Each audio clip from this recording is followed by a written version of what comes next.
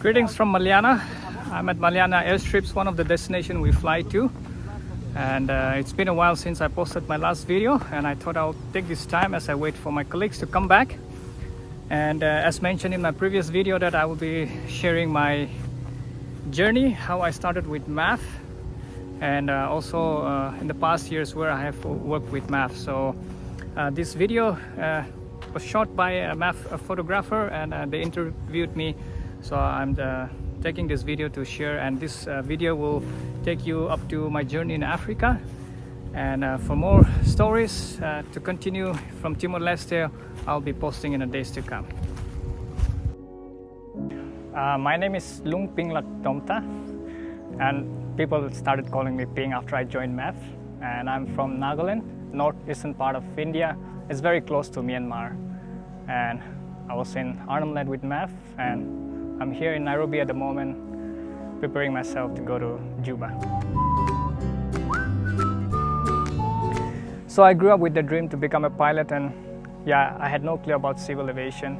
I wanted to join Indian Air Force. I thought pilot means Indian Air Force. So yeah, I grew up with the dream. I went to college, and in my 12th grade, there was some pilots from Air India and some engineers. They came to our college for career counseling.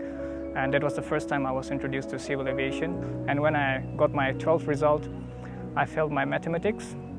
And in India, you need physics and mathematics to study pilots. And it was really embarrassing for me because 2 years before, in my 10th grade, I scored 80 plus in 2 mathematics subjects. And in 12th, I couldn't even score 33. So that was really embarrassing. I just gave up the dream to fly. I went back to my college. I decided to set for my improvement exam so that I can study some engineering course.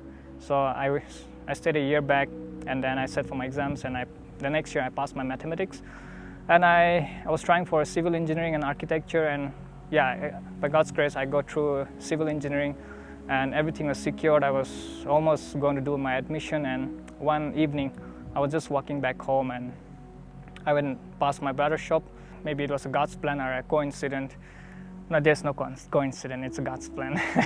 Yeah, so I asked for a newspaper, and then I went through the pages, and then I came across the government of Nagaland was sponsoring for a commercial pilot license. They were giving 75% scholarship. So I had a civil engineering that was 100% secured for me, and then a civil aviation, a pilot course now that was still, I had to go through some process, but I spoke to some pilots and my families, and yeah, that was all I wanted to do. So I decided to go for pilot training. Yeah, it took me 2 years. After 2 years after my license, I was flying in Kolkata for a chartered company. I was flying mostly as a medevac. So yeah, I got to do a lot of medevacs from the northeastern part of India. I saw people helping people out at the end of the flights, the appreciation you get from the parents and from the passengers. It gave me a really different joy and satisfaction, and I realized that's something even money can't buy.